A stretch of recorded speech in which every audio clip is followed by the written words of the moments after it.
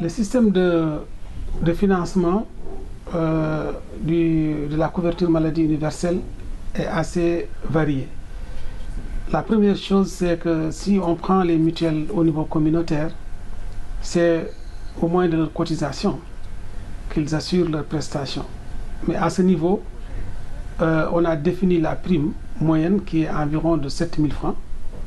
Et on demande aux bénéficiaires de cotiser annuellement 3 500 francs. Et à ce niveau, le gouvernement apporte son appui, qui est aussi de 50%, c'est-à-dire 3 500 francs. Ça, c'est la première modalité.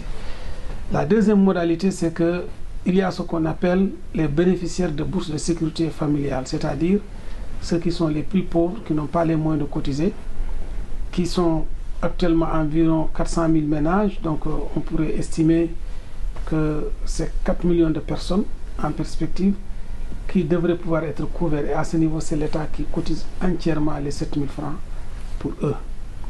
Et ce sont des gens qui ont été identifiés par la délégation à la protection sociale qui nous envoie le fichier que nous enrôlons. Le troisième mécanisme, c'est ce qu'on appelle les régimes de gratuité. Ces régimes de gratuité sont différenciés. D'abord, ceux qui doivent bénéficier de la dialyse.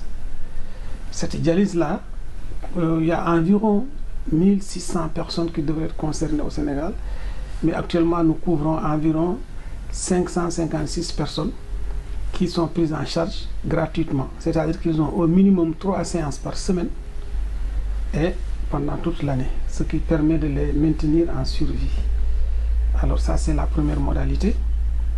La deuxième, c'est les femmes qui sont enceintes, qui doivent bénéficier d'une césarienne. Cette césarienne-là, elle est gratuite. Donc, elle concernerait environ 25 000 femmes chaque année. Et ensuite, il y a les personnes âgées de 60 ans et plus. C'est environ 750 000 à 800 000 personnes dont les soins sont gratuitement pris en charge aussi dans le cadre donc, de la couverture maladie universelle. Et enfin, les enfants qui ont moins de 5 ans qui bénéficient donc de la gratuité des soins de base. Ils devraient être estimés à 2,5 millions. Mais tout ça, c'est l'État qui le prend en charge. Disons, au bas mot, c'est 24 milliards par an.